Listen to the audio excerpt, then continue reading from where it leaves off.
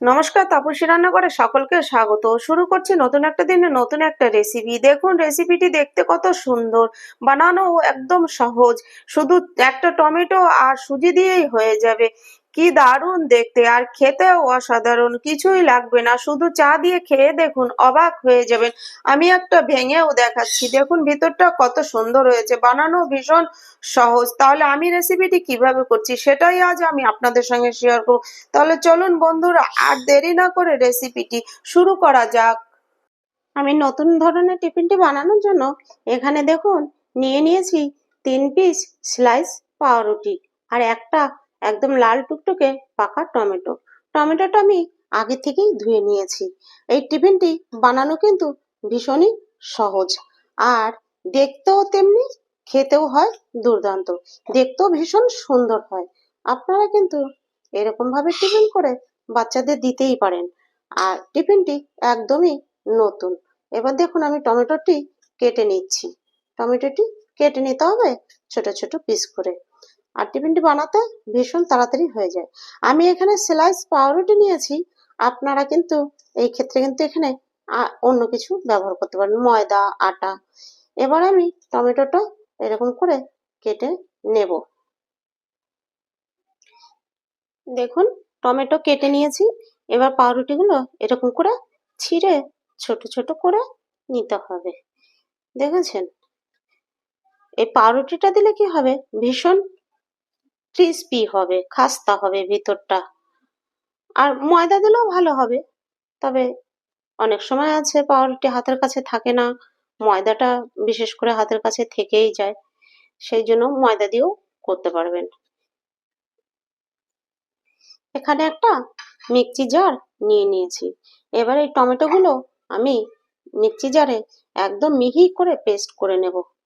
আবার আপনারা চাইলে গ্রেটারে কিন্তু ঘষে নিতে পারেন, সেক্ষেত্রেও কোনো অসুবিধা হবে না।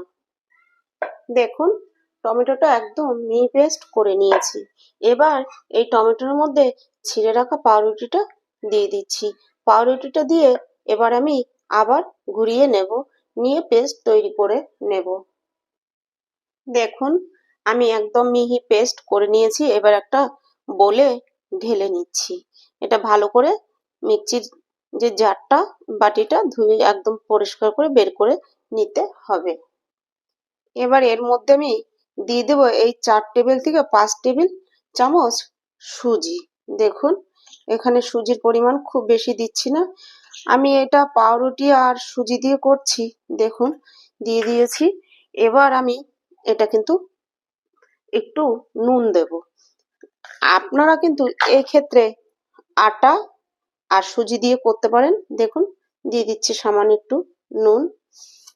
এবার এগুলো আমি ভালো করে মিশিয়ে নিচ্ছি। আমি আগে মিশিয়ে নিয়ে দেখবো, এই ক্ষেত্রে যদি আমার সুজিটা দরকার হয় তাহলে সুজিটা আমি আবার দেব। আর ময়দা সুজি দিয়েও করতে পারেন, আটা সুজি দিয়েও করতে পারেন। আমি তো রুটি দিয়েছি, পাউরুটি পাউরুটি না দিলেও চলবে। এখানে আমি আরো 1 চামচ সুজি দিয়ে দিচ্ছি। এবার কিন্তু এটা মিশিয়ে আমি সাইডে কিন্তু রেখে দেব। দেখুন আমি মেখে নিয়েছি, দেখেছেন ঠিক এরকম হয়েছে। এরকমই এখন রেখে দেব। যেহেতু ভিতরে সুজি দিয়েছি, এই সুজিটা ভিজে কিন্তু ফুলবে আর একটু শক্ত হয়ে যাবে। আর শক্ত পরে না হলে তখন দেখব। এবার এটা আমি ঢাকা দিয়ে 10 মিনিটের জন্য রেখে দিতে হবে। দেখুন ঢাকা দিয়ে আমি 10 মিনিটের জন্য রেখে দেব। এখানে আমি মাঝারি সাইজের একটা আলু দেখুন সিদ্ধ করে চোকলা ছাড়িয়ে নিয়েছি। এবার এটা এই গ্রেটার দিয়ে গ্রেট করে নেব। আপনারা কাঁটা চামচ দিয়েও করে নিতে পারেন, হাত দিয়েও মেখে নিতে পারেন। তাহলে গ্রেটার দিয়ে করলে এর ভিতরে যে গুটি গুটি বা আলুগুলো বড় বড় অংশ থাকবে না। এরকম গ্রেটার দিয়ে গ্রেট করে নিতে হবে। দিয়ে দিচ্ছি সামান্য নুন। আমি ওই মাখাতেও কিন্তু নুন দিয়েছি, সেই হিসেব করে আমি নুনটা দিচ্ছি।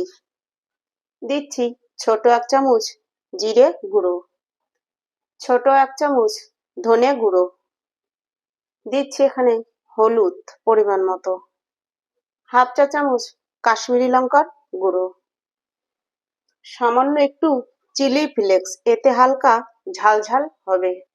দিয়ে দিচ্ছি সামান্য একটু চাট মশলা, এটা অপশনাল, আপনাদের কাছে না থাকলে না দিলেও হবে। আর আপনাদের কাছে চাট মশলা না থাকলে যদি দিতে ইচ্ছে হয় তাহলে সেক্ষেত্রে একটু লেবুর রস দিতে পারবেন, তাহলে খেতে একটু টক টক লাগবে, ভালো লাগবে। এবার এই সব কিছু দিয়ে আলুটা এরকম করে মেখে নিচ্ছি। একদম চটকে মাখার দরকার নেই, ঠিক হাত দিয়ে এরকম করে সমস্ত মশলাগুলো আলুর সঙ্গে মিশিয়ে নিলেই হবে। দেখুন আমি আলুটা ঠিক এরকম করে মেখে নিয়েছি। এবার যেটা আগে তৈরি করে রেখেছিলাম সেটা নিয়ে নিয়েছি, ঢাকাটাও তুলে নিলাম। এই দেখুন ঠিক এরকম হয়েছে। এবারে এটার মধ্যে আমি 1 চা চামচের মতো সাদা তেল দিয়ে দিচ্ছি। এবার তেলটা দিয়ে প্রথমে আমি মেখে নিচ্ছি এই মাখাটার সঙ্গে, ডোটার সঙ্গে। দেখুন এবার এর মধ্যে যে আলুটা মেখে রেখেছিলাম আলুটা দিয়ে দিচ্ছি। আলুটা দিয়ে মেখে নেব ভালো করে। তারপরে যদি মনে হয় যে একটু নরম হচ্ছে তাহলে একটু ময়দা আমি এখানে দিয়ে নেব। দেখুন আমার মাখাটা এখন বেশ এরকম হয়েছে। এখানে আমি এবার কিন্তু 3 টেবিল চামচ ময়দা দিয়ে দিচ্ছি। 3 টেবিল চামচ দিয়েছি। এবার এটা দিয়ে আমি ভালো করে মেখে নেব। দেখুন আমি ডোটা তৈরি করে নিয়েছি, দেখেছেন একদম মসৃণ ভাবে। আর এটা নরম হবে না, আবার একদম টাইট হবে না, তবে একটু শক্ত ডো তৈরি করতে হবে। এবার ডোটা ঢাকা দিয়ে আবার আমি একটু সাইডে রেখে দেব। এবার এখানে আরো একটা বাটি নিয়েছি, নিয়ে নিচ্ছি 2 টেবিল চামচ ময়দা। এবার এই ময়দার মধ্যে অল্প করে জল দিয়ে আমি একটা পাতলা ব্যাটার তৈরি করে নেব। দেখুন ঠিক এরকম একটা পাতলা ব্যাটার তৈরি করে নিতে হবে। এবার আমি আবার নিয়ে নিয়েছি। এবার এই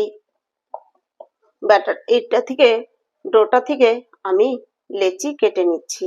দেখুন ঠিক আমরা যে লুচি বানাই সেই থেকে একটু বড় করে কেটে নিচ্ছি।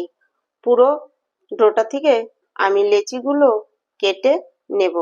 এরকম করে লেচিগুলো কেটে নিলে সাইজটা ঠিক একরকম হবে। এভাবে লেচিগুলো কেটে নিতে হবে।